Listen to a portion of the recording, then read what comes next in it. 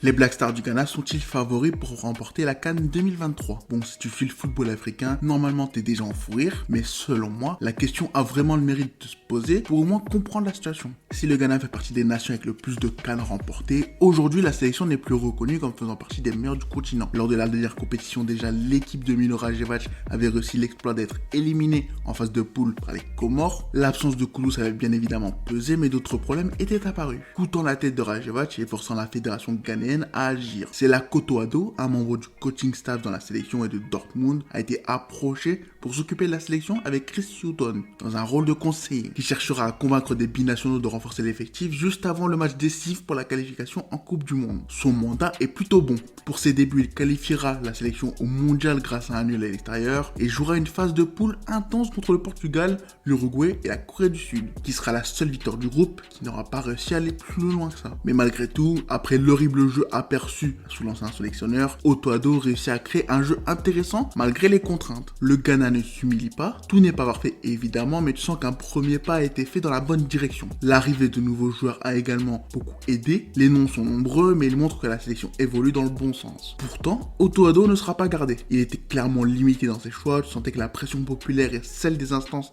étaient fortes, mais il aurait mérité une chance de garder le contrôle plus longtemps. Pour le remplacer, c'est Hughton qui sera choisi. Contrairement à Otto Addo, lui a de l'expérience en tant que coach principal. Il a déjà eu pas mal de contacts avec les joueurs puisqu'il en a convaincu certains de choisir le Ghana, et beaucoup pensent qu'il saura régler les problèmes tactiques qui gangrènent l'équipe depuis des années. En charge depuis le début de 2023, il a obtenu la qualification pour la CAN en Côte d'Ivoire, et en seulement 7 matchs, il a quasiment perdu tout le crédit qui lui était accordé. Depuis sa nomination, l'équipe est fade. Les listes des joueurs sélectionnés sont de plus en plus stupides, et son seul résultat positif, la qualif, s'est joué jusqu'à la dernière seconde puisque l'équipe est incapable de marquer 2 buts, sauf si l'arbitre de touche est alcoolique. Tout ça avait déjà bien énervé le Ghanéen qui est en moi. Son impact sur l'équipe semble minime, les choix sont très souvent discutables, et lors du dernier rassemblement, tout le monde a enfin ouvert les yeux. En souhaitant se préparer au mieux pour la CAN, 2 matchs contre des top équipes américaines sont organisés, et pour ces 2 matchs, le Ghana sort 2 prestations scandaleuses, en encaissant 6 buts, tout en étant incapable de rentrer un seul. Une humiliation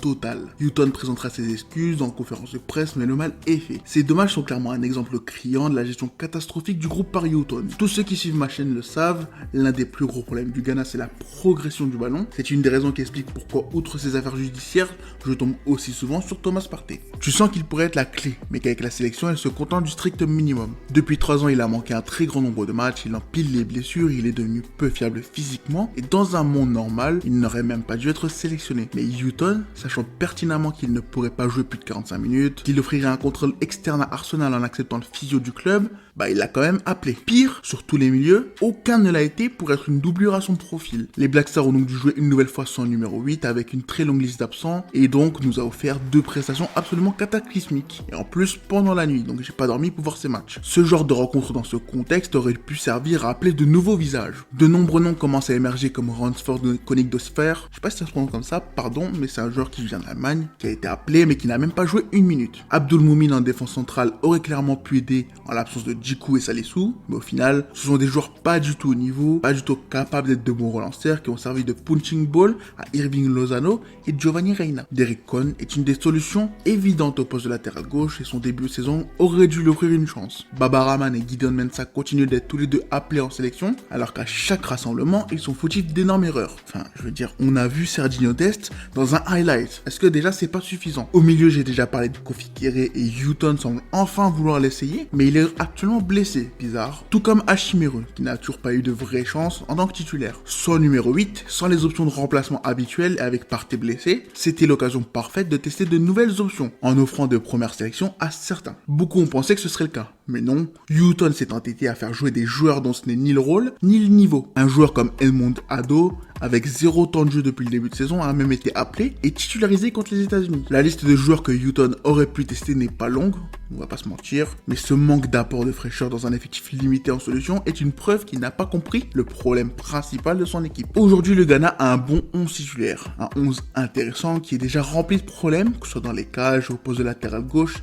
et surtout à la progression du ballon. Ce 11 a clairement montré des problèmes importants, et au lieu de trouver des solutions externes, au lieu même de simplement tenter de changer quelque chose en interne, on continue une formule qui ne fonctionne pas. Et on accuse des joueurs comme Iñaki Williams, qui depuis son arrivée en sélection n'a toujours pas marqué un seul but, d'un manque d'implication. Une situation absolument grotesque qui aurait enfin pu être explorée en profitant des nombreuses blessures pour donner leur chance à des joueurs qu'ils méritent. Et non en rappelant les mêmes fossiles qui n'ont aucun temps de jeu en club, et c'est pas difficile de savoir pourquoi. Le Ghana nous a offert pas mal de talents qui ne jouent pas au pays comme le disent les locaux, mais qui jouent en Europe. Et il serait enfin temps que certains aient leur chance pour que Newton puisse avoir un plan B, ou même simplement pour renforcer le plan A. Maintenant, pour le rassemblement de novembre, j'ai bien peur que cela soit trop tard. Les Black Stars vont jouer la qualification à la prochaine Coupe du Monde contre Madagascar et contre les Comores, qui traversent une période compliquée mais qui ont réussi à les battre lors de la dernière confrontation. Dans un monde normal, il est difficile de voir le Ghana galérer contre ces deux équipes. Mais aujourd'hui, beaucoup doutent. Et ce sera à Newton de montrer que malgré les critiques et malgré les humiliations, il est l'homme de la situation. Ces deux matchs serviront aussi à préparer la CAN qui arrivera en janvier, et d'ici là, il va falloir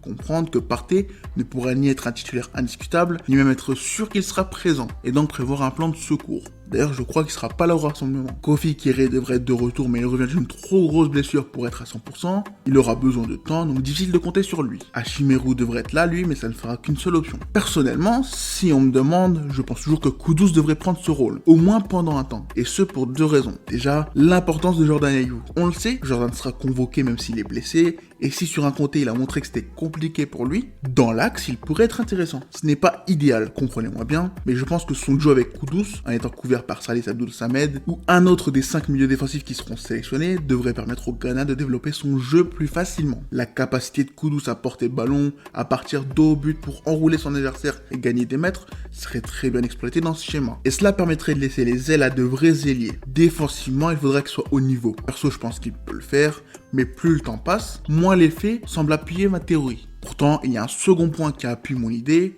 puisque si tu veux garder Kudus haut sur le terrain, outre Kobe Mainoo qui revient de blessure et qui n'est pas encore prêt, tu pouvais appeler Amankwa Forson. Jeune milieu de terrain ghanéen formé à l'Académie ouest-africaine de football, Forson est clairement l'une des options les plus intéressantes que possède le Ghana. Après un tournoi organisé par Red Bull, il est approché et signé par Salzbourg qui, comme avec toutes ses pépites, l'envoie se faire ses armes en seconde division autrichienne. Très vite, son talent évident force une montée avec le groupe principal, mais trop de concurrence sont en face de lui. Il est alors envoyé en prêt dans une autre équipe autrichienne pour se faire la main. En 17 matchs sous Miroslav Klose, il s'impose comme l'une des révélations du championnat. Et Salzbourg le rappelle directement après qu'ils soient impliqués sur 2 buts contre eux. Profitant des blessures, il grappe petit à petit du temps de jeu et il s'impose dans l'équipe, au point que Salzbourg le prolonge et que Leipzig commence déjà à penser à lui. Mais pour cette saison, il continue à s'imposer à Salzbourg, devenant un titulaire et jouant même la Ligue des Champions. Son profil correspond parfaitement au profil manquant au milieu ghanéen. Il est un joueur qui se distingue par sa patte gauche soyeuse, sa technique, sa qualité de jeu dans les petits espaces. Un milieu très versatile, capable même de jouer ailier droit, qui aime utiliser les feintes de corps et ses appuis pour se débarrasser de ses adversaires et casser des lignes, que ce soit par la passe ou le dribble.